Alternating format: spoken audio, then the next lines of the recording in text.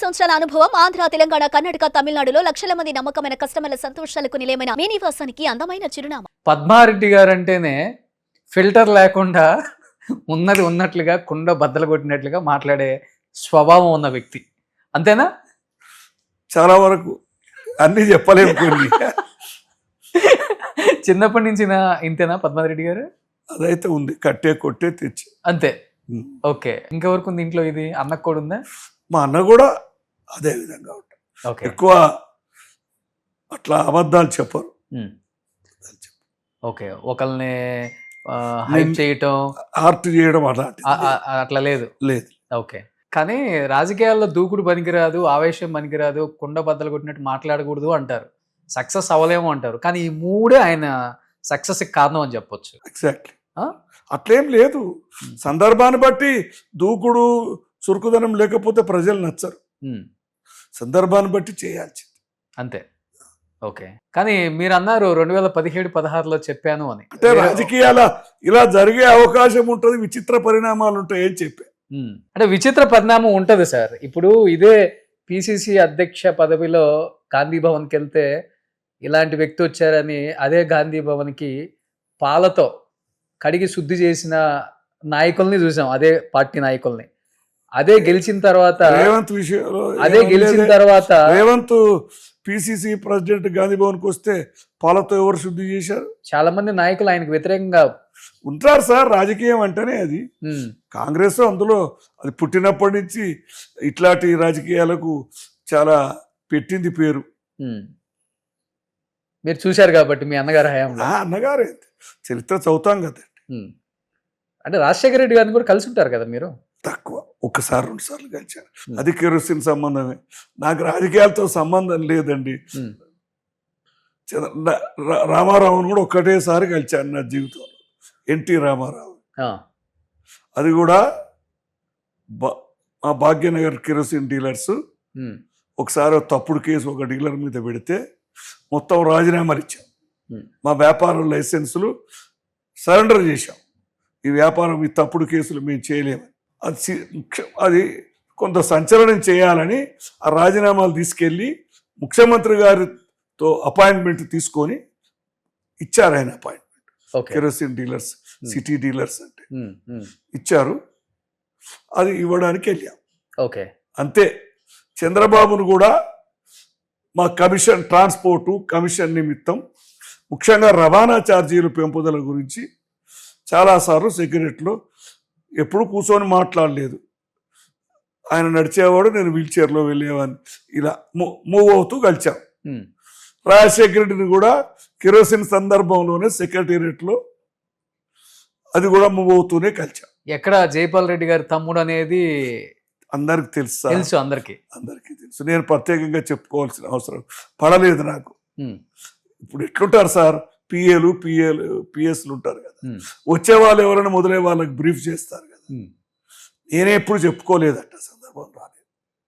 నేను మా అసోసియేషన్ అధ్యక్షుడిగా, కార్యదర్శిగా అట్లా వెళ్ళాను. ఓకే, ఎవరు భావజాలం బాగా నచ్చేది మీకు? ఎవరు భావజాలం అబ్బో పర్వాలేదు, ఈయన ఒక ముఖ్యమంత్రిగా కన్నా కూడా ఒక వ్యక్తిగా అట్లా ఆలోచించి? నేను ఆలోచించి ఎన్టీఆర్ గారిని చూశారు, రాజశేఖర రెడ్డి గారిని చూశారు, చంద్రబాబు నాయుడు గారిని చూశారు. రామారావు గారు చాలా గాంభీర్యంగా మాట్లాడారు. గాంభీర్యంగా ఇలా రాజీనామా ఇచ్చారా, మొత్తం చూడలేదు, చూసి అయితే మీ ఇష్టం అని పిఎస్కి ఇచ్చారు కాగితం. ఓకే, దాని డీటెయిల్గా అడగలేదు. ఇలా ఇబ్బంది పెడుతున్నారు అండి సార్ అని చెప్పా. అలానా, మేము ఇబ్బంది చేయలేకపోతున్నాం, అందుకని మేము వ్యాపారం చేయలేమండి సార్ అని చెప్పి ఇచ్చాం. ఇస్తే అలానా, మీకు ఇష్టం లేకపోతే ఏం చేయగలుగుతాం అన్నాడు. ఫైల్ పక్కకి ఇచ్చాం. ఆయన గాంభీర్యం చూసాం. రాజశేఖర రెడ్డి, చంద్రబాబు కూడా ఎక్కువ ఆ సబ్జెక్ట్ మీదనే మాట్లాడారు. రాజశేఖర రెడ్డి ఫ్రీగా మాట్లాడారు. ఓకే, ఆయన నేను రూమ్లోకి వెళ్తుంటే నన్ను లేచి వచ్చాను. ఓకే, తర్వాత ముఖ్యమంత్రి అయిన తర్వాత ముఖ్యమంత్రి అయినాక కేసీఆర్ గారిని కలిసిన సందర్భాలు ఉన్నాయా? రాలేదు అసలుకి. పోలే. అప్పటికే ఆయన మధ్య, మా అల్లుని మధ్య వైరం పెరిగిపోయింది, రేవంత్ రెడ్డికి కేసీఆర్కి. ఓకే, టీడీపీలో ఉండి ఆయన చూటైన విమర్శలు చేయడం అవన్నీ ఇక నేను ఇబ్బందికరంగా అయ్యాను. అయినా ఎప్పుడు నేను రాజకీయాలకు అలా వెళ్ళలేదు. Okay okay. సో ఇప్పటికీ ప్రజా సమస్యల మీద పోరాడుతూనే ఉంటారు, ఏదో మంచి చేయాలి నియోజకవర్గాలు కానీ తిరుగుతూనే ఉంటారు కాబట్టి ప్రస్తుత ముఖ్యమంత్రి గారిని కలిస్తే చెప్పుకుంటుంటారా ఇది కావాలి ఇది కావాలని? దగ్గరకు వస్తుంటారు వాళ్ళ సమస్యలు ఇబ్బందుల గురించి, ఏవో కొన్ని చెప్తారు సాధ్యమయ్యి. ఓకే. సో ఇప్పుడు ఈ ముఖ్యమంత్రి గారు ఎలా అనిపిస్తున్నారు? హెల్పింగ్ నేచరే కదా. ఓకే. ప్రజలకు కొన్ని సానుకూల నిర్ణయాలు, డబ్బుల కొరత ఉంది, ఇబ్బంది పడుతున్నట్టు అనిపిస్తుంది. ముఖ్యంగా బడ్జెట్ కొరత. ఓకే. లేకపోతే చేయాలని చాలా ఉంది కానీ వీళ్ళకి కావట్లేదు. రుణమాఫీ అనేది చాలా సక్సెస్ అయింది. అసలు సన్న బియ్యం బయట రూరల్ ఏరియాలకు మనం వెళ్ళినప్పుడు ఇప్పుడు అందరూ వాడుకుంటున్నారు, తింటున్నారు. ఇదివరకు చాలా వరకు వృధాగా మార్కెట్కి వెళ్ళేది.